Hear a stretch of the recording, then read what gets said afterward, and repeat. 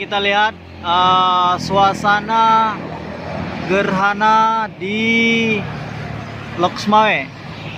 Ini tepatnya saya berada di Gampung Blangpulo, Kecamatan Muara 1, Kota Loksmawe. Terlihat matahari sudah ditutupi oleh bulan, di mana kelihatan sekali mataharinya berbentuk seperti seperti sabit ya, bulan sabit. Namun sedikit terhalang karena berada di balik awan, sehingga memang cahaya matahari tidak terlalu terang ya. Baiklah sahabat misteri dimanapun kamu berada, saat ini sedang terjadi gerhana matahari ya, gerhana matahari cincin. Namun di sekitar Aceh bagian Loksmawe, kebetulan saya saat ini berada di Loksmawe Aceh.